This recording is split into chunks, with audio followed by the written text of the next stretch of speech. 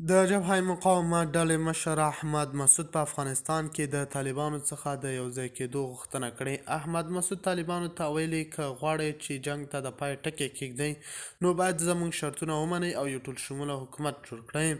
احمد مسعود لومړی شرط دا دی چې باید ټاکنې وشي، خو طالبان ته دې سره سرسخت مخالفه دي. طالبانو ویلي موږ ټاکنو ته اړتیا نه لرو، څوک چې په دندو ګمارل شوي دي همغه دندو کې دي واوسي. د خرابات ټي وي چینل درنو لیدونکو سلام، ستړي مشئ، وخت مو بخیر. هیله لرم چې جوړ او روغ به یې. په سر کې یادونه کوم که خرابات ټي وي چینل مو نوي سبسکرایب کړی، په درنښت سره خرابات ټي وي چینل سبسکرایب کړئ. احمد مسعود یو ځل بیا په دغه هیواد کې د یو ټول شموله حکومت د جوړېدو غوښتنه وکړه او پر طالبانو یې غږ کړی چې افغانستان ته د نړیوال ترهګرۍ په ځاله بدل شوی دی.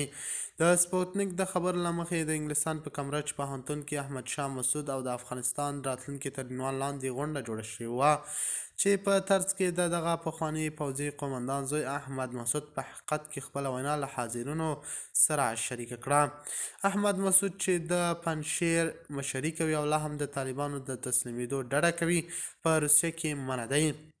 هغه په دغه بیانیه کې په افغانستان کې د یو ټول شموله حکومت د رامنځته کېدو غوښتنه وکړه او ویل هغه پوځ چې یوازې د افغان ټولنې د یوې برخې استازیتوب کوي غیر عملي ده او ناکام به شي. مسعود د طالبانو لخوا د ځینو قومونو او ښځو بې غورۍ ته د اشارې په ترڅ کې زیاته کړه. د افغانستان تاریخ ثابته کړې چې د ټولنې د یوې برخې پر بنسټ د حکومت جوړول او پر ټولو خلکو تحمیل کول بې اغېزه دی. د خرابات ټي وي چینل درنو لیدونکو دا و زموږ ته د مهال چمتو کړی خبر. د نورو خبرونو لپاره خرابات ټي وي چینل په درنښت سره سبسکرایب کړئ. د الله په امان، تر بیا خیر چارې.